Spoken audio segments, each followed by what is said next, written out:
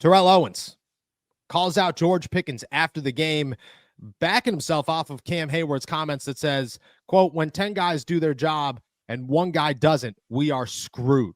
T.O. comes, tweets, same on offense as well, when you got number 14 not running his routes, causing interceptions.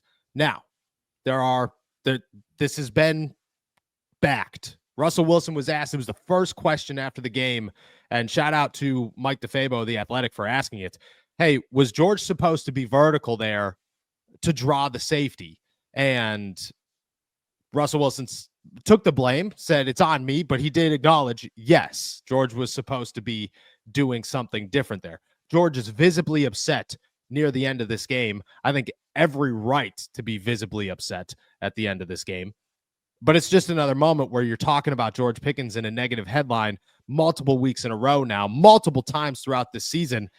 And to hear him get called out by T.O. is never good. You never want to be called out by a Hall of Famer, but especially when we're going to dive into it here in a little bit. I think the Pittsburgh Steelers might be on the verge of having to make a quarterback change. And it does not help when your number one receiver comes back, and I thought had a number of moments in this game where he showed, I guess, his maturity. Like, I'm okay with George Pickens being pissed that the Steelers are down 29-10. That's okay. I'm okay with, actually a fan of, George Pickens staying on the ground at the end of that game because whoever was the defensive back is chirping and gets called for the taunting penalty. I'm okay with that. I thought those were great moments by George Pickens to say, George is being smart here. He's not being dumb. He's not causing issues. There, even when Russell Wilson, and this is the craziest part, Jaylen Warren scores that touchdown. It gets called back. What the cameras don't show, at least, I don't know, I don't believe they showed, is George Pickens talking to his sideline saying, it's cool. It's cool. We're going to do it again. We're going to do it again. It's okay. He was calming everybody down. I thought that was a great moment by George Pickens, and then he doesn't run his route. And I don't think it's a laziness thing. I think it's George trying to kind of play hero ball situation here, hurting the team, which just goes into everybody else. That's where the Steelers are. It almost feels as if this team is not a team. They're playing backyard football, and they know who their stars are. And George obviously knows he's one of the stars. You see T.O. call him out. Your thoughts on that? I'm not going to ask you about, hey, should he have done this or that on that play? I mean, we don't really know what the play call is. We know that Russ said that he should have gone vertical, but T.O. calls him out after that play. What are your thoughts?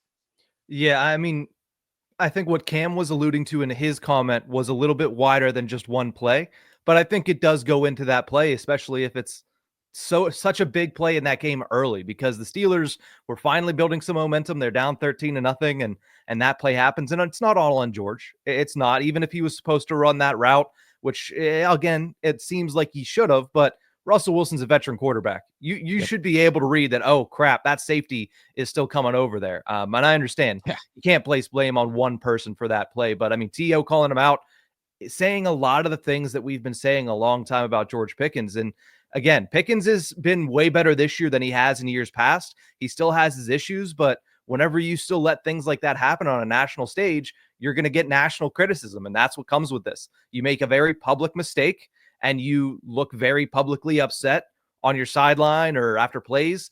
A guy like T.O. is going to say something about it because that's what T.O. does every single time. So, T.O. has earned the right to say that. He's a Hall of Famer, and he obviously has a track record of making sure that people know what his opinion is. And I have no problem with it. And honestly, with Georgia's side of this, I look at this and I just say, hey, you have a track record of your own. People are looking for stuff like that. So even if you have a game and you have those moments that you're mentioning that should be outlined, that he is saying, listen, we're going to get it. It's fine. It was a bad call, or it was a bad bounce, or it was a bad break, but we're fine. We're good. Trying to calm everybody down. That's great for George. And I'd love to see that be, talked about more. But again, it's immediately upstaged by what you did directly after it. And again, who knows who's at fault? It doesn't matter because the result of the play, it goes to that 11 guys thing. It doesn't matter whose fault it is. It's a bad play and it's a bad look on your offense. I agree. It's George and the Pittsburgh Steelers. They are now essentially one.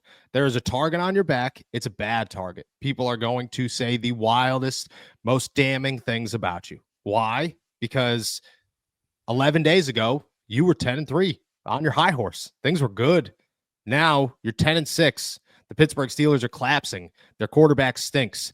Their coach stinks. They have selfish players. Their wide receiver is a big jerk. That's what everybody is targeting right now. Why? Because that's the conversation. That is what is surrounding the Pittsburgh Steelers. They've done that to themselves. I'm not saying any of it is justified or true, or any of it is not justified or true. What I'm saying is that the Pittsburgh Steelers narrative right now is nasty.